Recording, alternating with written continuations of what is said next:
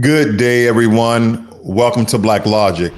Trump eyeing expansion of National Guard deployments beyond LA and DC, what he can and can't do legally. Governor Pritzker is wanting to threaten Donald Trump, and we'll see how that turns out. Now, his executive order targeting cashless bail, threatening federal funding for cities that abandoned it. Also, Fed Governor Lisa Cook refuses to resign after Trump's unprecedented firing attempt.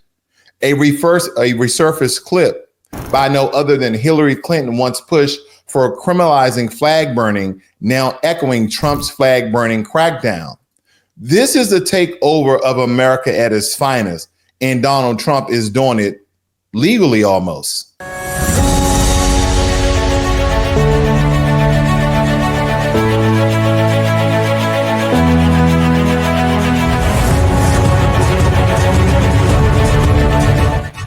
So the governor of Illinois, Trump is now saying after LA and DC, he wants to send a National Guard into even more U.S. cities.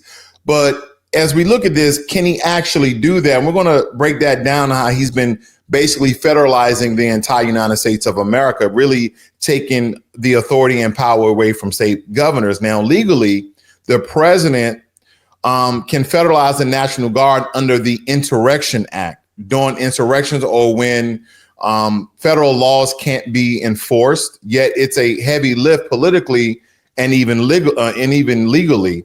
Analysts are raising real alarms, especially about using military might to disrupt civil protests. And so the governor of Illinois had to chime in on this. I want you guys to hear it for yourself.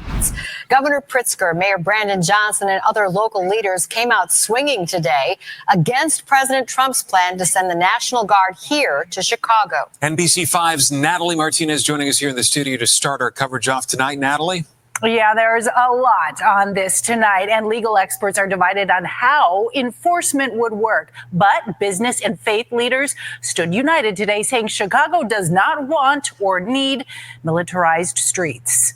Smiling along Chicago's glistening Riverwalk Monday afternoon, top Democrats from the state to the local level. I am ringing an alarm. Governor J.B. Pritzker riding in on a water taxi, not mincing words, insisting that no one from the executive branch reached out to him, the mayor, or Chicago police. This is exactly the type of overreach that our country's founders warned against. And it's the reason that they established a federal system with a separation of powers built on checks and balances. A collective show of unity, including religious leaders, arguing that they see no justifications to bring armed military personnel to the streets of Chicago. This is about Donald Trump searching for any justification to deploy the military in a blue city, in a blue state, to try and intimidate his political rivals. They cite police statistics showing murders, robberies, and shootings all down more than 30% this year as compared to last. But the White House issued a statement today citing its own stats on Chicago crime, saying its crime rates are still too high and murder rates exceed New York and Los Angeles. 13 of the top 20 cities in homicide rate have Republican governors. We may just go in and do it, which is probably what we should do. They need help. But even the Illinois Attorney General calls militarizing cities immoral and dangerous. My office has filed close to 36 lawsuits fighting the unlawful overreach of the Trump administration. And we're not afraid to do it again. We are being targeted because of what and who we represent. Pastor Donovan Price is a first responder at Chicago's crime scenes. I can't even imagine, waking up and there were troops outside of my house. The founder of My Block, My Hood, My City says violence prevention is key. Bringing more guns to Chicago is not going to drive out more guns. Now, again, this is one of the situations where I'm slightly torn. Should National Guard troops that are federalized, so they're under the federal government, and he's using the Insurrection Act in order to do so. Now, the question is this legal? In some regards it is, but he's kind of stretching the federal law. He's been doing that ever since he's been in office. But the question is, crime rates, again, are down roughly 30%. And a lot of these blue liberal cities that had a lot of violence, they have decreased, and they put measures in place in order to decrease the crime. Now, some people will argue, depending on if you are Republican conservative and you are, backing Donald Trump 100%, then you'll say, well, it's not enough. Because again, as I say, being a European country, even though we're not in Europe, I understand. But again, the descendants of Europeans running this country, they want crime rates to be as low as they are in Europe. And one of the reasons what I've always stated, there's roughly 2 or 3 countries in Europe where they allow their citizens to have firearms. A lot of these crimes involve firearms, either legal or illegally. Am I stating for them to eradicate and abolish and amend the Second Amendment that gives us the right to bear arms? No, but providing context. And if you look at the comparison and contrast of European countries versus America, that is the one singularity that makes us so darn different when it comes to crime, whether it be theft, larceny, burglary, murder, assault. More times than not, there is a firearm involved. Even when it comes to the police, the first thing they do is pull their firearm versus their taser and or pepper spray. Now, granted, there are some situations where police officers have used a taser rather than a firearm. Okay, so don't get me wrong, but more times than not, especially what has been exploited on social media, that they pull their firearm more times than not. Let's say 7 out of 10 times. That's a very arbitrary number. And that's my conjecture regarding the fact. But nonetheless, a lot of these Democratic governors as well as mayors is basically crying foul because they know that President Trump can use federal loopholes in order to federalize their own National Guard troops. And again, we're going to go a little bit further into that, how he can bypass getting permission from the governors. And I think that's very imperative to note. But nonetheless, he signed an executive order targeting how he's going to go about taking over a lot of these Democratic ran cities. And as Governor Pritzker said, and again, provide context for my listeners, I'm not taking either side on this. I'm not a liberal. I'm not I have a conservative mindset, but I'm not a Republican. I didn't vote for Donald Trump. I didn't vote for Kamala Harris. I didn't vote for Bernie Sanders. But the point I'm making here is that he's figuring out ways how he can federalize the United States of America, in my opinion. Now it says here, following LA and DC, Trump wants to send the National Guard to other cities, and this is how he can do it. All right. On yesterday, Trump signed an executive order establishing specialized units in the National Guard to address crime in cities, though it is unclear how the order will work in practice. The National Guard already has reaction forces designed to rapidly respond to incidents requiring law enforcement or security support in each state, territory, and DC. So that is alluding that National Guard troops have some training in urban domestic warfare and or security. That is what that's stating. Now, speaking to reporters Monday, the president said he may or may not wait until governors request National Guard troops before ordering deployments to address crime. These Democratic states, these blue cities, these sanctuary cities, these Democratic mayors, they have never uttered National Guard troops for their cities and states. So Trump is basically nudging them, pushing them, kicking them over the ledge and state that you probably want to request National Guard troops to militarize and to federalize your very dangerous cities, especially cities like Chicago. And Governor Pritzker, I'm going to figure out a way. And matter of fact, I'm just going to use the Insurrection Act. And there's a small clause in the Insurrection Act that we're going to go over that I can actually take over your National Guard and then militarize and federalize your streets and decrease crime even more than what they are. And they had there was a representative that stated that in order to decrease gun violence, you don't bring more guns to the street. Well, I'm really torn between that because we're talking about military troops. Military troops and police officers are somewhat different. And believe me when I tell you this, you're approaching a military member with a firearm at the ready is different than approaching a police officer and his firearm is holstered. That I'll leave it just like that, because the way we look at things, a police officer versus a military personnel, we look at things very differently. We almost look at things where people are approaching us as threat before an ally. We look at them as a foe before a friend. That is my conjecture. Meanwhile, Illinois Democratic Governor J.B. Pritzker said at the news conference Monday, Mr. President, do not come to Chicago. You are neither wanted here nor needed here. He's basically saying don't come here.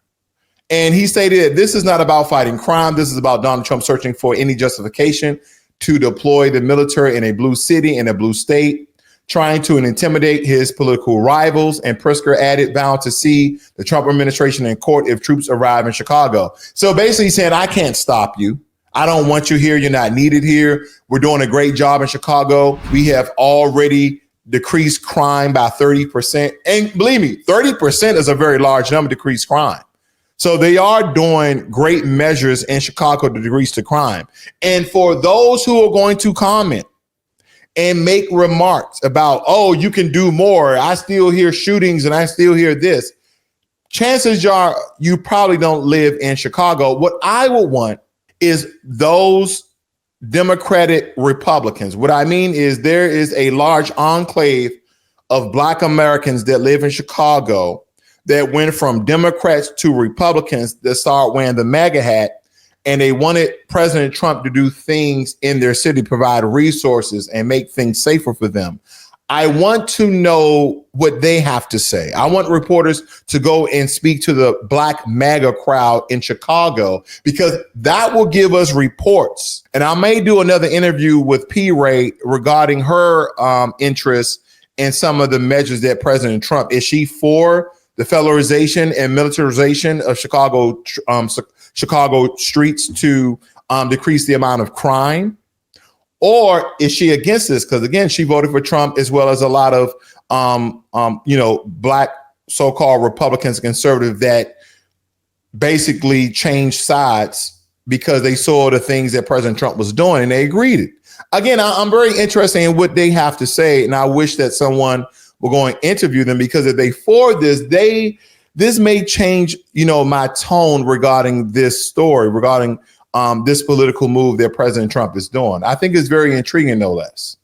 Okay. I think this is very, very intriguing. Now, I don't know if you guys are aware that President Trump signed an executive order targeting cashless bail, calling it a public safety risk. And he's threatening to yank federal funds from jurisdictions that had abolished cash bail, starting with DC. And believe me, the critics argue it is unfair to low income folks, and studies show no clear crime link. Again, DC has also reduced their crime by 30%. But what President Trump is doing, he stated that the federal government has been forking out millions and billions of dollars to all of these states and all these cities, municipalities, and these jurisdictions. And we don't have any federal oversight of what they're doing with this money. So what we're going to do is something that has never been done before. This morning, aimed at ending cashless bail in the United States. One of the orders was specific to Washington, D.C., as the president continues his federal takeover there. The other would threaten to withhold federal funding in other cities and states that have cashless bail. Cashless bail was eliminated in Illinois 2 years ago after the passage of the SAFE-T Act. What area does it cover? Potentially anywhere that has a cashless bail policy. So some of the largest cities, some of the most left-wing states in America. Almost all of them, right? Illinois would be a great example of that, sir. Supporters of cashless bail have argued that it harms those lower income offenders who don't have the means to pay bail. President Trump says cashless bail has led to an increase in crime. That his sidekick over there was pretty petty, talking about Illinois being an example. And I wonder if a lot of people are going to be against this. In some regards, when I look at foundational Black Americans and how we are the most exonerated group in America, unfortunately, a lot of us are low income, but there's a great deal of us who may have homes. Cashless bail is basically stating that you can't use your house anymore. You can't use an antique that's worth, hundreds of thousands of dollars. You can't use a valuable car as an asset in order for you to render that for bail as collateral so you can release one of your loved ones and or friends. And what they were stating is that people who have been incarcerated, locked up, detained on numerous occasions for the same crimes, by doing so, they only want cash now. Cashless bail no longer exists. You can't put your home equity up. You can't use your home as collateral or an asset. You can't use anything. You can't use a rare painting. No, you can only use cash. Who will this affect? This will affect most people who are low income and middle class, because these are the people who may not have tens of thousands of dollars to give to the bailiff in order to release one of their loved ones. And that's where we're sitting there here, folks. That's what this is all talking about. He signed an executive order to end cashless bail. And this is what the order is stating. Maintaining order and public safety requires incarcerating individuals who, pending criminal charges or criminal history, demonstrate a clear ongoing risk to society. When these individuals are released without bail under city or state policies, they are permitted, even encouraged, to further endanger law-abiding, hardworking Americans because they know how laws will not be enforced.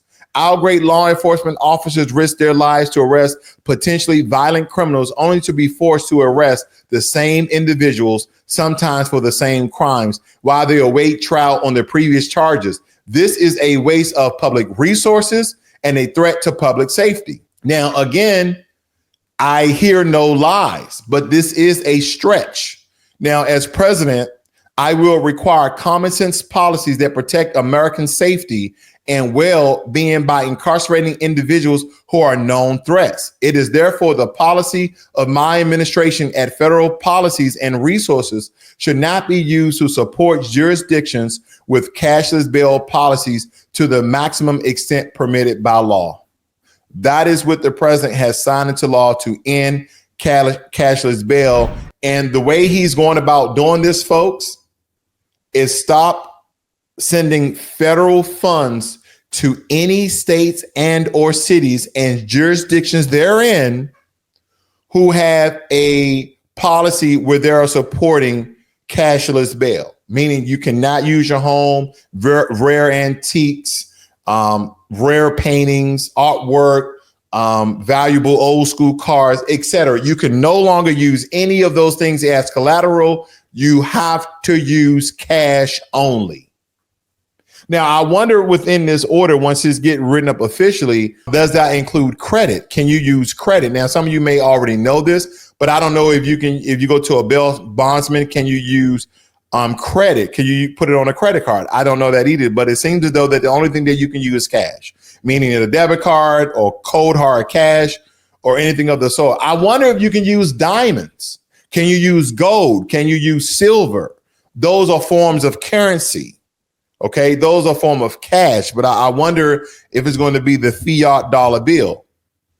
Again, I believe these are all steps of how President Trump is applying pressure, not just to Democratic cities, but Republican ran states and cities as well.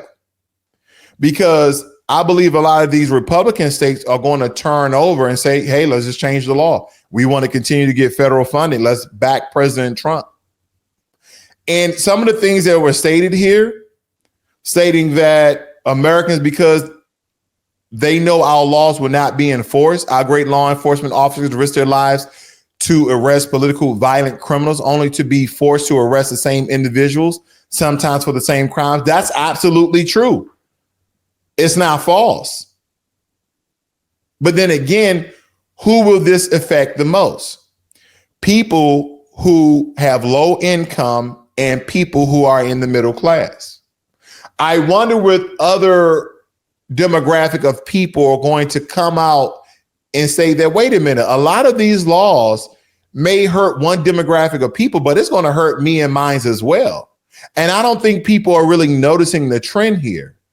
President Trump is basically taking over every facet of America by different federal laws. And I don't know what think tank he's using. I don't know if he's using the Heritage Foundation, the Brookings Institute, Pew Research, or all of the above. But he's coming out with legislation, bills, executive orders. He's diving back into the 17 and 1800s in order to basically take over and federalize America and really render power from all the Democratic ran states and some Republican states as well. They're just not crying foul just yet. But we'll see how that turns out for them as well. Now, the Democrats, they're crying foul because Trump tried firing federal governor Lisa Cook, citing that she's in mortgage fraud. But Cook pushed back hard, saying, nope, I won't resign. He legally can't fire me. And Fed heads have tenure and require clause. This has legal scholars in Wall Street spooked because President Trump, like, I'm a fire. And she's like, you can't fire me. That's what she's saying. You can't fire me, Mr. President. And see, here's a key point right here, ladies and gentlemen, that I want to point out. Why it matters. It's legally unclear if the president has the power. So Trump touched off a historic legal fight that threatens the central bank's political independence. Because last night he moved to fire Fed Governor Lisa Cook last night. Trump says he'll fire her if she doesn't resign, and she stated that she's not going to resign. The Trump administration is attempting to build a criminal case against Cook, a move that, if successful, will give the White House another vacancy at the central bank. And I know some of you are asking, is this a black-white issue? Is this a Democrat-Republican issue? Or is this a power grab? I believe it can be all of the above. I believe that it can be all of the above. I'll keep you guys updated on this as well. If you're new to Blacklogic, please hit that subscribe button as well as the notification bell so you are notified every time I go live and or release a video. Thank you guys for joining me here. Now, a flashback clip is going viral because Hillary Clinton once called for a flag burning ban back in her Senate days. Now, if you fast forward that to today, President Trump signed his own executive order criminalizing flag desecration. I wonder if this deja vu is just straight up hypocrisy, you decide, but it seems as though when President Trump does something that the Democrats have already said and or done, like President Obama, they called him the deportation chief. But when President Trump, it has been more exploited. It has been more mainstream media. But when President Obama did it, no one was really noticing what was going on. But he was a deportation chief, commander in chief, rather, because he deported more illegal immigrants than any other president before him. But when President Trump started to do it, and maybe it's the manner, it's kind of like if you scale a wall, right? Some guy's going to start from the bottom and start to climb up. You're like, oh, okay. You're not really noticing the slow incline. But President Trump is like someone who's climbing a wall and he jumped halfway up the wall. You're like, whoa, wait a minute. We noticed that. Oh, what's going on here? And that's what it seems as though President Trump is actually doing some of the same things that the Democrats done back in their Senate days or early part of their presidential administration. And if you're a Democrat, how can you disagree? Oh, well, it's just the way he's doing it. If I cook you some ribs, if they taste good, does it matter how I cook them? That's a bad example, but you guys know what I'm getting at. Let's listen in on this because this is Hillary Clinton here giving her take about burning the flag. Hope, Mr. President, that we can pass a law that criminalizes flag burning and desecration. Okay, this having a couple of technical difficulties with that, but nonetheless, I believe you heard her voice and she was talking about banning of desecration and burning of the American flag. I understand. I'm not against that. I mean, the strong representation of the flag and what it honors and what it symbolizes, I get it. And that could be anti-American. That can also be, in some regards, terroristic threats of burning the flag, because that's what a lot of people do when they are displeased with America. But then again, does this infringe on your constitutional rights of free speech and free expression? Some people who are just those red-blooded Americans would say, absolutely not. You have the freedom to express yourself. You have the freedom to say whatever you want to say, but you do not have the freedom of burning the flag. This is one of the stances I'm indifferent about, because America is more than just a flag. I understand what a flag represents, but America is more than just a flag. America is more than just the Constitution, the Code of Conduct, and the Bill of Rights. America is more than the national anthem. America is the people. America is the citizens that uphold the laws by the way of the Constitution. And I understand how a flag is a representation and symbolizing of that. But in the same ways, the Democrats are against burning the flag. So are you guys going to back President Trump and sign this executive order of criminalizing burning the United States American flag? And granted, there's going to be some people who are going to test this. They're going to go into their backyards with a burn barrel, and they're going to wear a mask, and they're going to make sure that you can't identify where they are, and they're going to burn the flag. That's what people are going to do.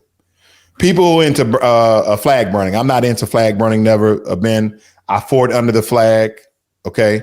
So again, desecration of the flag, I do not agree with. But if it's part of your freedom of expression, of freedom of speech that's given to you by the rights of the Constitution, then again, I won't be looking to incarcerate anyone. But I am against it. So you guys can take that with a grain of salt. Now, I do want to take my time going through this, because let's talk about power. Not just political power, not just party power, but federal power. Because we are watching Donald Trump not simply govern, not simply lead, but centralize authority, federalizing America piece by piece. That is what President Trump is doing. It begins quietly in Republican state houses. Legislators strip away Democratic mayors' authority. Governors override prosecutors who refuse to follow their strip. When you look at Florida, Texas, examples where local power is reduced, where the stage is being set for something far larger. And then comes the hammer, the National Guard. Chicago, Baltimore, DC, New York, LA, Oakland, cities branded with labels like lawless, anarchist, sanctuaries. And with those words, Trump finds his key. Under the Insurrection Act of 1807, under the authority of executive orders, troops march in. Not invited, not welcome, but justified with one phrase: chaos demands order. Because that is what President Trump is saying, that there's chaos in all of these Democratic-ran states and cities. This isn't chaos management. It's coordination. Executive orders targeting cashless bail, directives pushing sanctuary cities, degradation of anarchist jurisdictions, alone, some small moves. And together, they build a wall of federal control that local governments cannot climb. And why can't anyone stop him? That's the question I've been asking myself for a very long time. The Supreme Court can't stop him. Federal judges can't stop him. Appellate courts can't stop him. The courts are too slow. Congress is too divided. The public too afraid. Fear of crime, fear of unrest, fear that makes federal occupation looks like salvation. But what feels like safety is actually sovereignty slipping away from the American people. Doesn't matter if you're Republican. Doesn't matter if you are Democrat. Doesn't matter if you're independent. Ask yourself, what is the end game? The good, at least for his base, looks like strength. It looks like order. It looks like crime being reduced, immigration crackdown, a president who appears unshakable. But the bad for the nation, in my opinion, is far greater. States' rights erased, cities federalized against their will, Black communities and other communities living under permanent militarization.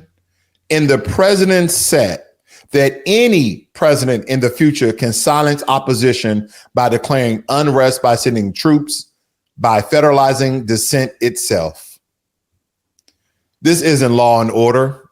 This is consolidation, a patchwork takeover where every temporary deployment becomes permanent power. This is a playbook written not in democracy, not written in the republic, but in domination. And unless Congress moves, unless the courts acts faster than what they have been, unless the people themselves refuse to trade liberty for the illusion of safety, the American experiment tilts. It tilts towards an empire, toward one man holding the reins. America, free the home, the brave. So much for that. While the states, the very heartbeat of federalism, fade into declaration or into decoration. When you really look at it, we're not just watching politics. We're watching America being reshaped in the eyes and in the image of President Donald J. Trump. And if history teaches anything, it's once power centralized, it's rarely, if ever, returns. So the whole notion that we the people have the power, we the people have the vote, we the people don't have diddly squat. Because if he takes over United States of America by federalizing each and every component therein, I wonder, would this then be a communist society? Because we are watching President Trump not just govern, not just lead, but centralize authority, federalizing America piece by piece. It begins in Republican state houses. Legislators strip away Democratic mayors' control, override prosecutors who won't toe the line. Florida, Texas are examples where governors seize power once local. And this is a slow erosion, a stage being set. That's what's going on here, family. But then here comes the hammer, the National Guard. And as I stated before, Chicago, Baltimore, New York, Los Angeles, Oakland. Where's Memphis, Tennessee on the list? He's using the Insurrection Act and his executive order to have troops march in. And these troops are not being invited by the governors. Now, according to the Insurrection Act of 1807, he needs the permission of the governors to welcome them in. So I believe this is being justified through rhetoric. And believe me, this is not incidental. This is not accidental. Executive orders on cashless bails, directive punishing sanctuary cities, on and on and on, how he's federalizing each and every component of the United States of America and stripping away power from the governors. Now, granted, if you're Republican or conservative, you're all for this. Yeah, take over those Democratic states, take over those Democratic cities. This is what makes America America. Now, on the surface, we have a three-party system: Republicans, Democrats, and independents. In actuality, we have a two-party system. And if you don't choose one of the two, it make you seem like you're left out. President Trump is making this a one-party system. Who's going to stop him? I mean, Congress is gridlocked. Public fear of crime, unrest make people accept this occupation. Is he taking a playbook out of Benjamin Netanyahu of Israel? I just want to know the end game. Or are we watching the end game? Are we watching the end game real time? And again, to his base, to his supporters, to the Republican Party, this looks like strength. But believe me when I tell you, not all Republicans agree with President Trump on every action, on every executive order that he's put into action. And I know a lot of you are going to say, well, this is going to reduce crime. Don't you want safer states and cities? Absolutely. But as I gave yesterday on a breakdown of, there are alternative ways in order to support these democratic cities instead of trying to do federal takeover. But it seems like the president has ultimate power. It seems as though the president is unshakable. This cuts deeper than what people may think. The states are being hollowed out.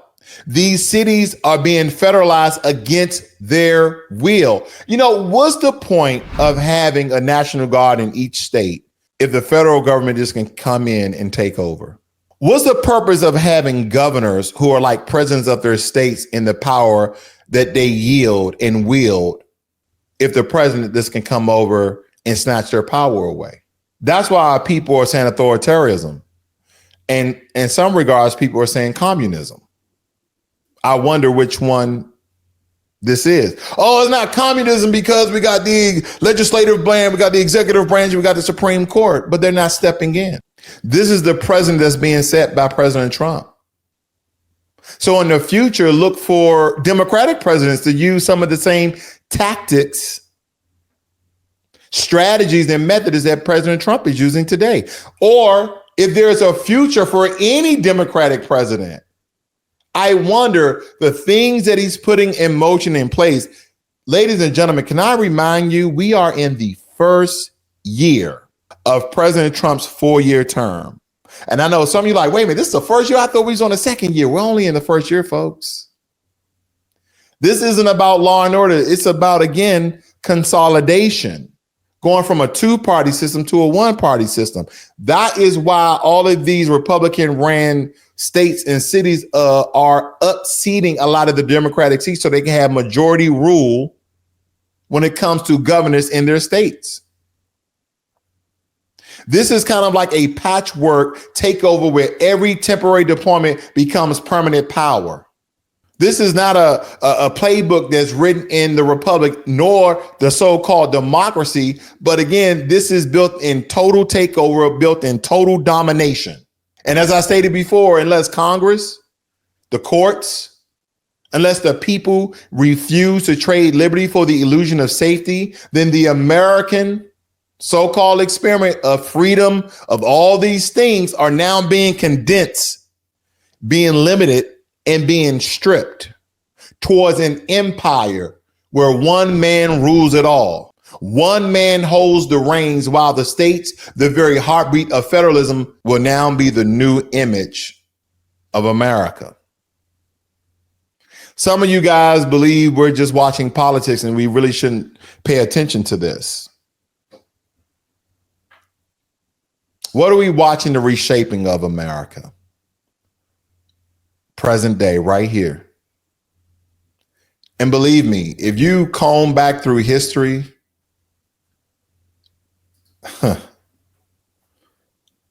do we want to have a monarch? Do we want to have an empire? Do we want to have a kingdom? Because I don't know the end game, and I'm speculating. But a lot of the actions that President Trump has been doing, and as I stated yesterday, there are some things I agree with, there are some things I disagree with, but these latest actions is just really have the snowball turn into an avalanche of a power takeover and a power grab, not just by the Republican Party, but by the president himself.